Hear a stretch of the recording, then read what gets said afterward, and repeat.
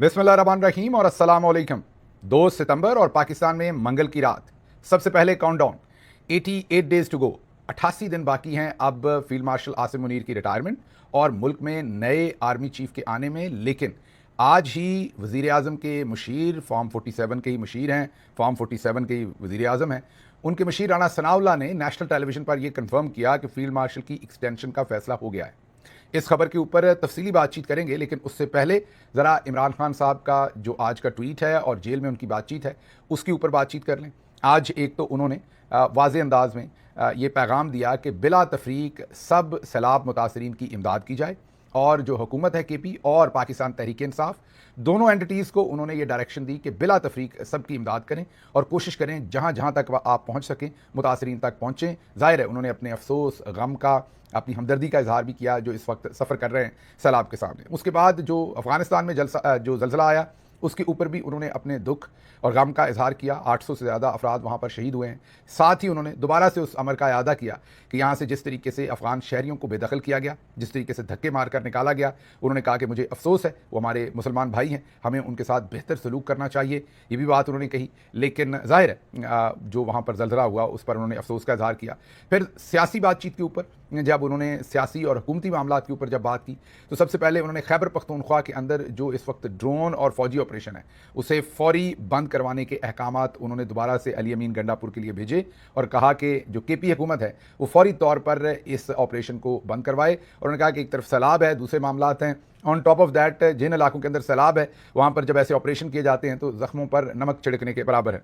फिर उन्होंने जो पाकिस्तान तहरीक इंसाफ के मेंबरान पार्लियामेंट हैं उनके लिए उन्होंने अहकामात दिए कि जो रिज़ाइन कर दिए कायमा कमेटियों से, उन्होंने कहा कि उससे रिलेटेड अगर किसी के पास गाड़ी है, उससे रिलेटेड अगर किसी के पास कोई ड्राइवर है, कोई भी मुराद हैं, वो फौरी तौर पर वापस की जाए। गाड़ियां हैं तो उनकी चाबियां, ऑफिस हैं तो उनकी चाबियां, ड्राइवर हैं तो सब कुछ वापस भेजा जाए ताकि ये जो रिज़ाइन करने का मरहला है ये मुकम्मल हो सके। उन्होंने कहा कि ये हतमी ज़ाहिर है हमारी तरफ से फैसला ये वापस नहीं लिया जाएगा।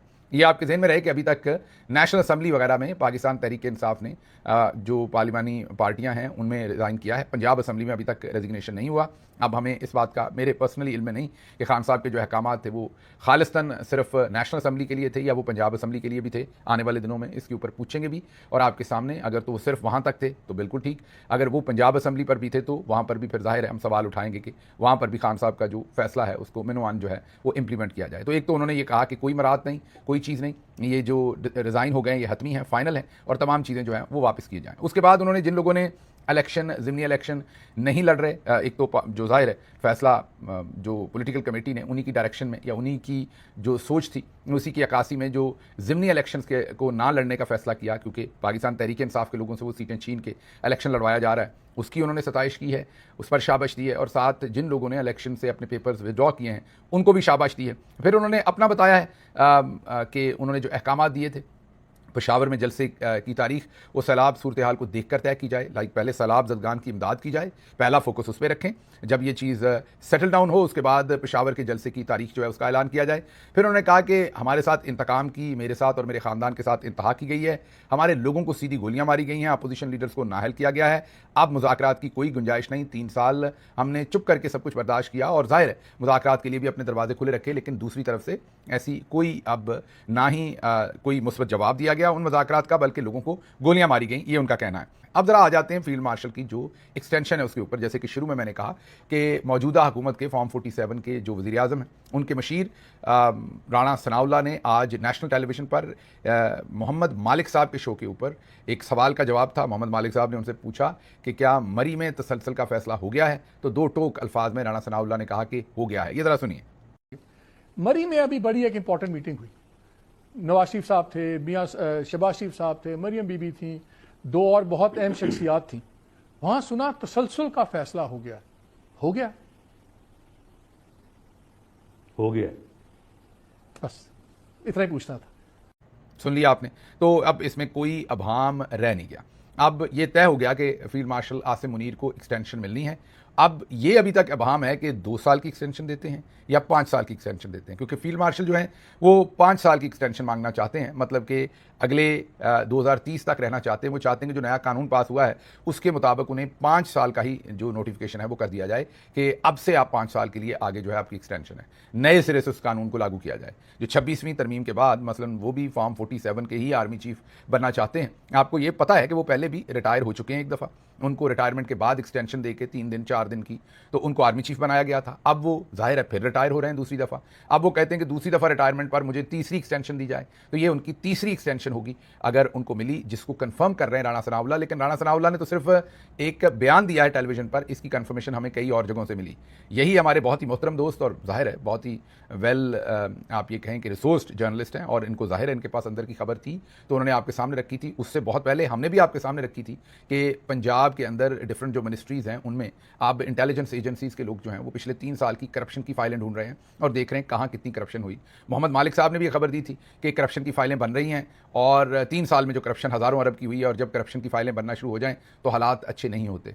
तो आज मोहम्मद मालिक साहब के ही शो पर राणा सनाउल्लाह ने यह बता दिया कि कंटिन्यूटी हो रही है। तो ये आप ज़रा गौर कर लीजिए कि 2-3 हफ्ते पहले जो आर्मी चीफ और पाकिस्तानी मिलिट्री के जनरल्स हैं, करप्शन उनका मसला था, उन्होंने फाइलें इकट्ठी करनी शुरू कर दी थी, और आज राणा सनाउल्लाह साहब ने उनके उन जो अज़ाइम थे उनके ऊपर ठंडा पानी डाला है। उनको कहा है कि आए मिल के फालूदा खाते हैं, आपने अकेले क्यों फालूदा खाना है, हमें भी थोड़ा सा हिस्सा दीजिए, हम अपने हिस्से का तो सारा ही आपको देने को तैयार हैं, लेकिन हमारे साथ शेयर कर लीजिए। तो आज राणा सनाउल्लाह कंफर्म कर रहे हैं कि जनाब करप्शन जो है या वो करप्शन की फाइलें महज एक ब्लैकमेलिंग थी फील्ड मार्शल आसिम मुनीर की अपनी एक्सटेंशन लेने के लिए, और ये नई बात नहीं है। आपको पता है कि पाकिस्तानी मिलिट्री जनरल्स जो भी पावर चाहते हैं वो करप्शन को इस्तेमाल करते हैं। मैंने पहले भी कहा कि वो भले गवर्नेंस के इश्यूज़ हों, भले हुब्बुल वतनी से बात हो, भले मुल्की सलामती से बात हो, मज़हब की बात हो, वो सब कुछ जो है वो अपनी जो सीट होती है उसको लंबा करने के लिए, अपने मकासद जो होते हैं उनको पूरा करने के लिए ऐसे तमाम चीज़ों को इस्तेमाल किया जाता है। अगर अपने मकासद वक्त पर पूरे हो जाएं तो उन मकासद की फ़ाइल बंद कर दी जाती है, उन सहाफ़ियों को भी रोक दिया जाता है। मसलन पिछले 3-4 दिन में आपने देखा होगा, बल्कि पिछले 2-3 हफ्ते में आपने देखा होगा कि बहुत सारे टाउट सहाफ़ी जो हैं वो मरीम नवाज़ के ऊपर पल पड़े हैं। मसलन आपने बहुत सारे लोगों को देखा होगा कि वो उनके ऊपर शदीद तनकीद कर रहे हैं आजकल। अच्छा, लोगों को कई दफ़ा लगता है पता नहीं ये ईमान ले आए हैं, मतलब कि ये सही रास्ते पे आ गए। नहीं, टाउट कभी सही रास्ते पे नहीं आ सकता। उसकी ज़िंदगी में एक दफ़ा जब वो ये तौक गले में पहन लेता है तो वो फिर पहन लेता है। असल में उनको छोड़ा गया था। ये सब टैक्टिक होते हैं, एक तरफ से करप्शन की फाइलें, फिर टाउट्स का शोर मचाना, फिर महंगाई, फिर बैड गवर्नेंस, समझ रहे ना, फिर किसी के मज़हब पर भी हमला कर देना, किसी के करैक्टर पर भी हमला कर देना। अभी तो अगर शरीफ ख़ानदान एक्सटेंशन पे इतनी जल्दी राज़ी ना होता तो खुदा न खास्ता, मेरी तो वो बहन है, लेकिन मरीम नवाज़ साहबा के स्कैंडल भी झूठे सच्चे जो हैं वो मार्केट के अंदर उछाले जाते। हो सकता है जाली झूठी तस्वीर भी मार्केट के अंदर छोड़ दी जाती। मैं जाली झूठी इसलिए कह रहा हूँ, वैसे तो मरीम साहबा तो जाली झूठी तस्वीरों को भी सच्ची कहती हैं, लेकिन हम क्योंकि वो खातून है उनका एहतराम करते हैं, इसलिए हम कहेंगे कि जाली झूठी तस्वीर जैसे नुसरत भुट्टो साहबा की छोड़ी गई।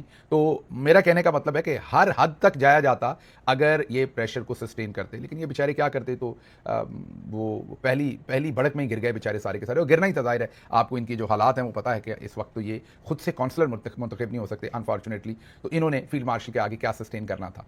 और फिर सबसे बड़ी ज़बानत तो आपको जब हमारे बहुत ही सजीले जवान जो हमारे थे, हमारे आर्मी के फ़ौज के जवान, जब वो मरीम नवाज़ का बैनर बांध रहे थे तो वहाँ से आपको समझ आ जानी चाहिए थी कि मरीम नवाज़ अब उनकी फुफ्फो हैं।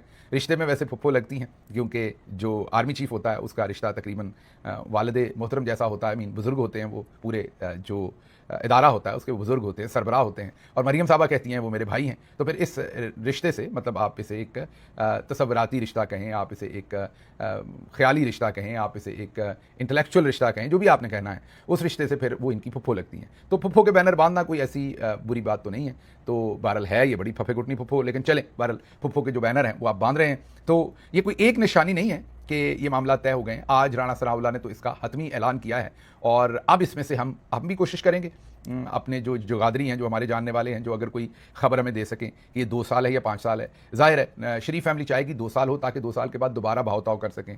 फील्ड मार्शल चाहेंगे एक ही दफ़ा काम निबेड़ें और 5 साल मुझे दे दें। आने वाले दिनों में पता चलेगा ये क्या होता है। जो भी खबर हुई वो आपके सामने रखेंगे। झूठ और क्याफों के ऊपर चीज़ें तो हम आपको भेजते नहीं, ये हम आपको बहुत पहले बता चुके हैं। अब आगे नुसरत जावेद साहब ने एक बड़ी ही डिफरेंट रिपोर्ट की है, स्टेटमेंट दी है, वो हम आपके सामने रख देते हैं। तज्जिया उसमें शामिल नहीं करेंगे, हम आपके सामने सिर्फ उनकी स्टेटमेंट रखेंगे, क्योंकि मेरे से बेहतर कई चीज़ों के ऊपर तज्जिया आप खुद कर लेते हैं।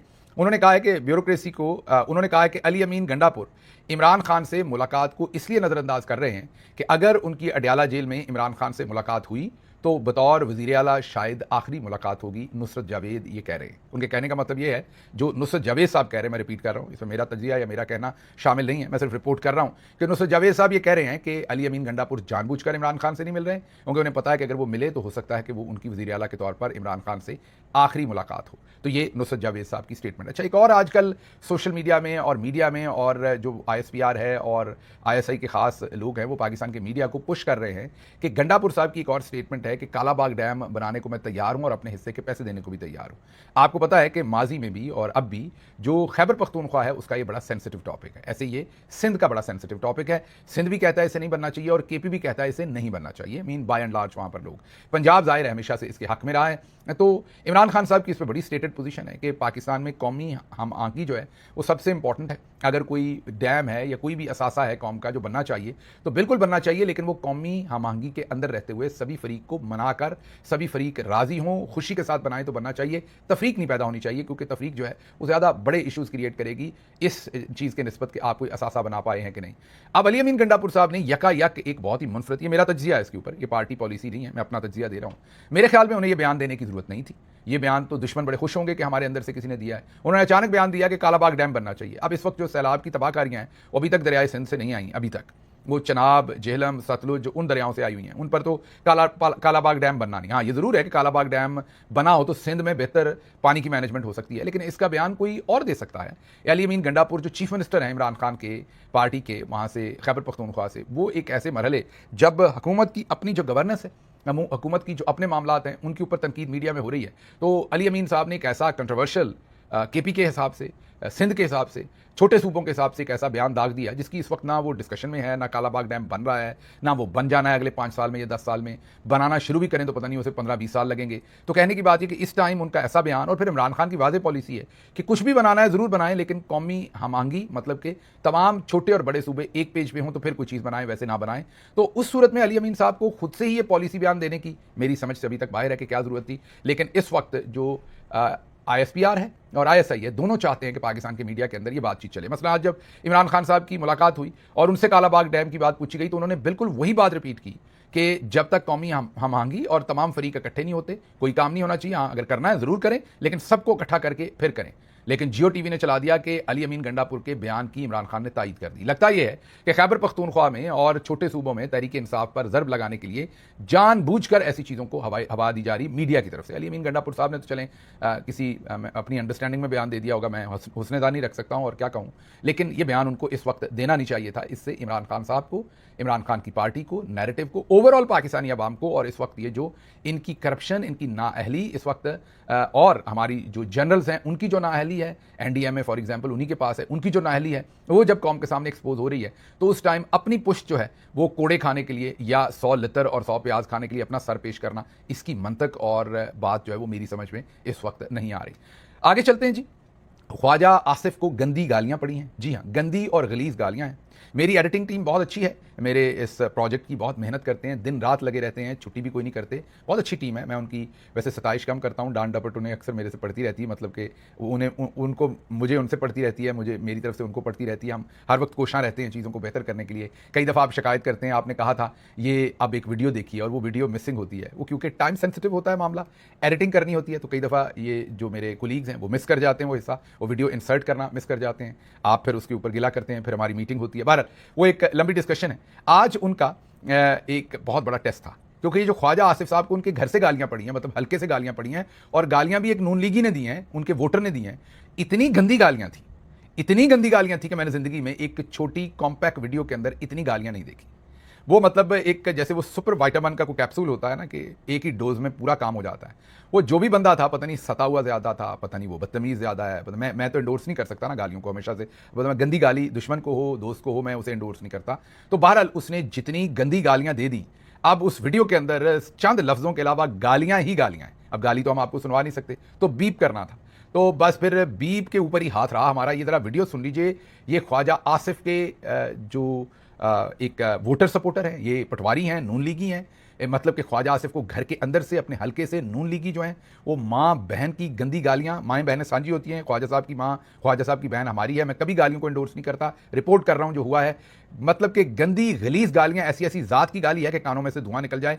आपको मैं गालियां नहीं सुनवाऊंगा क्योंकि सब लोग इकट्ठे बैठ के घर में ये व्लॉग सुन रहे होते हैं, उस पर बीप होगी, लेकिन ओवरऑल आपको अंदाजा हो जाएगा कि ये वीडियो क्या है। ये जरा सुनिए। देखो वोट राजा साहब मंजा भट्ट चौधरी भीड़ ਤੁਹਾਨੂੰ ਵੋਟ ਦਿੱਤਾ ਹੈ ਜੀ ਤੁਸੀਂ ਗਲੀ ਫੇਰ ਨਹੀਂ ਬਣਾਈ ਤੁਸੀਂ ਬਗਾਰੇ ਤੋਂ ਕੰਜਰਤ ਤੁਹਾਡੀ ਦੇਖੋ ਹਾਲ ਸਾਡੇ ਸਾਰਾ ਗਲੀ 'ਚ ਪਾਣੀ ਖਲੋਦਾ ਕਿਹਨੇ ਠੀਕ ਕਰਨਾ ਉਹ ਸ਼ਕੀਲ ਚੌਧਰੀ ਬਸ਼ੀਰ ਦੇ ਮੁੰਡਿਆ ਚੇਅਰਮੈਨ ਨੂੰ ਤੁਹਾਡੀ गली ਦੇ ਵਿੱਚ ਸਾਰਾ ਪਾਣੀ ਖਲੋਦਾ सुन लिया आपने, कोई कसर इस बंदे ने नहीं छोड़ी। और वजह वही है जो आजकल ख्वाजा साहब बात कर रहे हैं और उसी का जवाब ख्वाजा साहब को मिला है इन गालियों की सूरत में, जो वो कह रहे हैं पाइप बैठ गए और ये हो गए, और लोग कह रहे हैं कि आप सदा से इस पार्टी के अंदर है, ये करप्शन हो रही है, तो आप पहले क्यों नहीं बोले? तभी बोले हैं जब आपका फ्रंटमैन पकड़ा गया है, वो जो तोता जिसमें इनकी जान है, उस वक्त से इन्होंने चोला पहन लिया है और ये बड़े ज़रा इनकलाबी बन गए हैं, क्योंकि इन्हें पता है कि इनकी कुर्बानी अब होने वाली है। तो ये जो बै कर रहे हैं, ये असल में ये जो इनकी कुर्बानी आ रही है उससे कर रहे हैं। अब दूसरी तरफ हनीफ अब्बासी साहब ने भी आज गंदी गालियां तो नहीं दी, लेकिन उन्होंने भी ख्वाजा आसिफ को बहुत धोया है कौमी असम्बली के अंदर। उन्होंने कहा है कि ये ब्यूरोक्रेसी को बुरा कहने का बड़ा शौक चढ़ा है, अपनी शोहरत के लिए अपने ही ईवान पर इल्ज़ाम तराशी, मतलब अपनी ही जमात पर, अपनी लीडरशिप पर इल्ज़ाम तराशी। निज़ाम को हाइब्रिड कहते हैं, यही कुछ करना है तो हुकूमत से निकल जाएं। ख्वाजा आसिफ को एक हुकूमती वजीर ने कह दिया निकल जाएं, वजीर रेलवे, वजीर दिफा को कह रहा है कि निकल जाए तू। सो मेरे ज़िले में कोई गलत काम है तो मैं कैसे जिम्मेदार नहीं हूँ? सवाल पूछ रहे हैं कि अगर करप्शन है जिसकी तरफ आप कह रहे हैं तो आप कैसे जिम्मेदार नहीं हैं, आप इसका हिस्सा हैं। फिर उन्होंने कहा कि बार बार कहते हैं लोग, नाम नहीं लिया ख्वाजा आसिफ का, लेकिन ज़ाहिर है डायरेक्ट अटैक था उन पर। उन्होंने कहा कि बार बार कहते हैं कि 40 साल का गंद, 40 साल का गंद। उन्होंने कहा आप इस गंद का हिस्सा नहीं 40 साल से, आप इसी गंद का तो हिस्सा हैं 40 साल से, तो फिर आप बार बार 40 साल का गंद, 40 साल का गंद क्यों कहते हैं? और फिर उन्होंने कहा कि आपको वायरल होने का बड़ा शौक है, कहीं आपकी कुछ चीज़ें वायरल ना हो जाएं, और अगर आपकी कुछ चीज़ें वायरल कर दी गई तो वो फिर बहुत वायरल हो जाएंगी। बहुत मानीखेज जुमला है ख्वाजा आसिफ साहब के लिए और पूरी कौम के लिए, क्योंकि जो वहाँ से वज़ीर रेलवे हैं हनीफ अब्बासी, वो कह रहे हैं कि आपको वायरल होने का बहुत शौक है, आपकी कुछ चीज़ें वायरल ना हो जाएं, अगर आपकी कुछ चीज़ें वायरल कर दी गई तो वो बहुत वायरल हो जाएंगी। सीधी धमकी है, लगता है कि या तो फिर बाजी ने भिजवाई है या फिर कहीं और से हनीफ अब्बासी साहब को नून लीग में से आई है डायरेक्शन, ये खुद से तो वो ये तकरीर नहीं कर सकते। डेफिनेटली वज़ीर रेलवे जो है वो खुद से ये तकरीर वज़ीर दिफा के खिलाफ नहीं कर सकता। ये वाज़े पैगाम है ख्वाजा आसिफ को कि रिज़ाइन करो, घर जाओ, और अगर वजारत के अलावा MNA-शिप से भी रिज़ाइन करना है तो करो और घर जाओ। मेरा ख्याल है कि आने वाले दिन जो हैं वो देखते हैं। बहरहाल ये हैं सारे एक ही जैसे, एक तो पढ़े लिखे नहीं, कोशिश नहीं करते, रज के बेशर्म भी हैं और रंगबाज भी हैं। ये इनकी मतलब इनकी सुबह में लड़ाई होती है, शाम में सुलह होती है, पता इनका कोई नहीं चलता। ऐसे ही मैं इस पर तजिया दाग दूँ और कल को ये फिर एक दूसरे के साथ मतलब बेशर्मी की आला तरीन मिरास पर ये लोग बैठे हुए हैं, तो कल को इनकी दोबारा सारे मामला तय हो सकते हैं। लेकिन इस वक्त ख्वाजा साहब के खिलाफ महाज जो है वो पार्टी के अंदर गर्म है, और ख्वाजा साहब भी ये जो इनकलाबी बने अचानक, क्योंकि उनका फ्रंटमैन गालिबन मुबैना तौर पर इल्ज़ाम है कि उनका फ्रंटमैन पकड़ा गया, ज़ाहिर सबूत तो कोई नहीं उस चीज़ का, लेकिन कहते हैं मीडिया में एक तासर है कि उनका वो फ्रंटमैन है और वो पकड़ा गया है। तो अब देखते हैं ख्वाजा साहब के साथ आने वाले दिनों के अंदर क्या होता है। अच्छा जी, आगे मस्जिद में तस्वीर लगाने का मामला।